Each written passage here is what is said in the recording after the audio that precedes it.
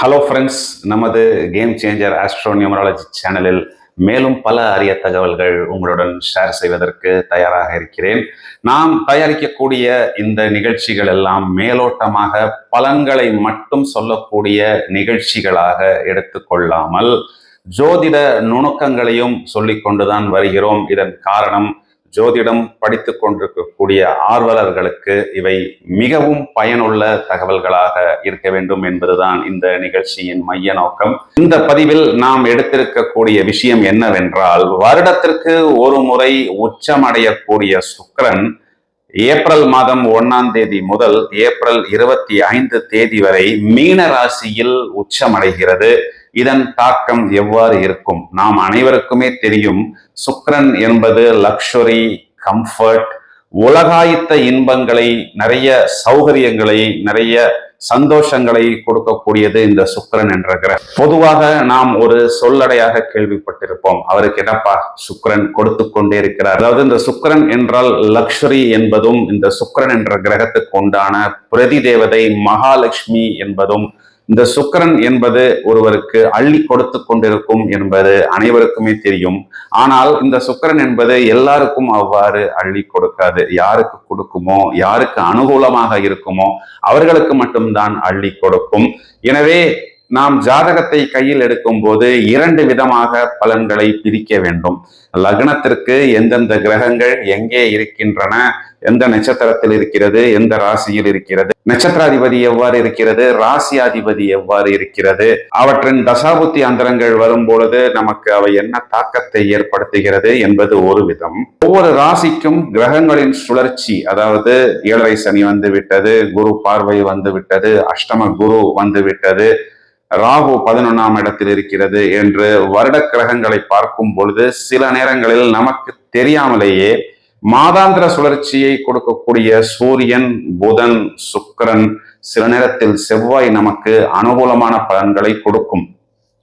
அவ்வாறு வருடத்திற்கு ஒரு முறை இந்த சுக்கிரனானது மீன ராசியில் உச்சமடைகிறது. சுக்கிரனுக்கு ரிஷபமும் துலாமும் சொந்த வீடுகள், அதாவது ஆட்சி வீடுகள்.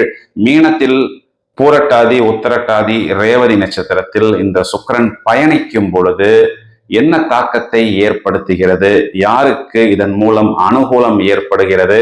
ஒரு விதத்தில் பார்த்தால் இந்த சுக்கிரன் பாபகர்த்தரி யோகத்தில் இருக்கிறது. ஏனென்றால் செவ்வாயும் சனியும் கீழே இருக்கிறார்கள், சூரியனும் ராகுவும் மேலே இருக்கிறார்கள். இந்த 4 கிரகங்களுக்கு நடுவே சுக்கிரன் இருக்கிறது. அதாவது இந்த சுக்கிரனை சுற்றி ஒரு வளையம் இருக்கிறது என்று எடுத்துக்கொள்ளலாம். இந்த வளையத்துக்குள் நாம் என்ன செய்ய முடியும், இந்த வளையத்தை தாண்டினால் என்ன ஆகும், அதாவது இந்த வளையத்தை தாண்டி வெளியே வந்தால் பிளஸ் வருமா அல்லது மைனஸ் வருமா, அனைத்து விஷயங்களும் இப்பொழுது நாம் எடுத்துக்கொள்ள போகிறோம். இந்த 25, 26 நாட்கள் யாருக்குத்தான் வசந்த காலம் வருகிறது, நாம் இங்கே தொடங்கக்கூடிய விஷயங்கள் எவ்வாறு நமக்கு அனுகூலமாக அமைய போகிறது, இந்த ஒரு ஷார்ட் பீரியடில் எவ்வாறு நாம் பல விஷயங்களுக்கு முற்றுப்புள்ளி வைக்க முடியும், இதே ஷார்ட் பீரியடில் எவ்வாறு நாம் நம்மை பாதுகாத்து கொள்ள வேண்டும், ஒவ்வொரு ராசிக்கும் என்ன என்பதை விவரமாக இப்பொழுது பார்க்க போகிறோம். நாம் ரிஷபராசியை எடுத்துக்கொள்வோம். இந்த ரிஷபராசிக்கு ஒரு எக்ஸ்ட்ராடினரி பீரியட் என்று சொல்லலாம். ராசியாதிபதி 11ஆம் இடம் என்று சொல்லக்கூடிய லாபஸ்தானத்தில் உச்சம். உடன் சேர்க்கை புதன் 2, 5 அதிபதி, புதன் நீசபங்க ராஜயோகம். நட்பு கிரகம் ராகுவும் சேர்ந்திருக்கிறது. சுகஸ்தான அதிபதி சூரியன் 8ஆம் தேதி ராகுவை கடந்து செல்கிறது. இந்த பீரியட் இவர்களுக்கு தொட்டதெல்லாம் தொடங்கக்கூடிய ஒரு கோல்டன் பீரியடாக இருக்கிறது. ஃபுல்ஃபில்மெண்ட் ஆஃப் டிசையர்ஸ், நினைத்த காரியங்களில் வெற்றி. இதனால் வரை இவர்கள் தேடி கிடைக்காத விஷயங்கள் கூட இப்பொழுது இவர்கள் தேடாமலேயே இவர்களுக்கு வெகு எளிதாக கிடைத்துவிடும்.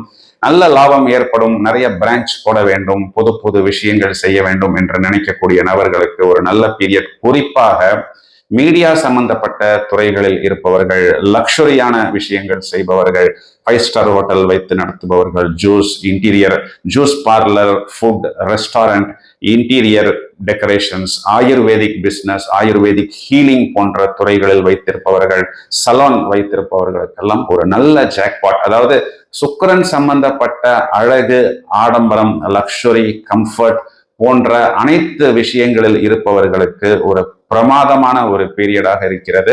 நிறைய பேருக்கு வெளிநாட்டு தொடர்பு, வெளிநாட்டு பயணங்கள் இந்த இடத்தில் ஏற்படும்.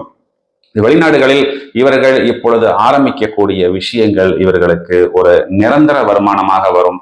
வெள்ளிக்கிழமை இவர்கள் சைவ உணவு இருந்து மகாலட்சுமியை வழிபடுவது, அதாவது திருப்பதி, திருச்சானூர் பத்மாவதி தாயாரை வழிபடுவது, ஸ்ரீரங்கத்தில் தாயாரை வழிபடுவது, மங்களூர் மூகாம்பிகா வழிபாடுவது போன்ற விஷயங்கள் இவர்களுக்கு நல்ல ஒரு அனுகூலத்தை கொடுக்கும். நான் ஏற்கனவே சொன்னது போல் இந்த உச்ச சுக்கிரன் என்பது வருடத்துக்கு ஒரு முறைதான் நிகழும். இந்த நேரத்தில் நிறைய நபர்களுக்கு சுக்கிரனின் ஆதிக்கம் ஜாதகத்தில் அனுகூலமாக இருக்கக்கூடிய நபர்களுக்கு நிறைய பாசிட்டிவ் வைப்ரேஷன்ஸ், நிறைய டிரான்ஸ்ஃபர்மேஷன்ஸ், நெக்ஸ்ட் லெவல், புது கான்டாக்ட்ஸு, புது கான்செப்ட்ஸு அனைத்துமே அனுகூலமாக அமையும். ஒரே விஷயத்தில் தான் கவனம் தேவை. சுக்கிரனுடன் ராகு சேர்க்கை. அதனால் தவறான வழிகளில் போகாமல் பாதுகாப்பாக இருந்தோமே என்றால் நாம் சேஃப்டியாக இருக்க முடியும், நல்ல டெவலப்மெண்ட்டும் பெற முடியும். உங்களது ஜனனகால ஜாதகத்தில் சுக்கிரன் எவ்வாறு இருக்கிறது, உங்கள் லக்னம் ராசிக்கு அனுகூலமாக இருக்கிறதா என்பது தொடர்ந்து நமது நிகழ்ச்சியை பார்க்கும் பொழுது நீங்கள் வெகு எளிதாக பிடித்து விடலாம். இந்த சந்தர்ப்பத்தை நீங்கள் பிரமாதமாக உபயோகித்துக் கொள்ளுங்கள். மேலும் மேலும் மேன்மை பெற வேண்டும் என்பதுதான் இந்த நிகழ்ச்சியின் மைய நோக்கம். தொடர்ந்து இணைப்பில் இருங்கள். பல அரிய தகவல்கள் உங்களுக்காக தயாராகி கொண்டிருக்கிறது. Thank you friends.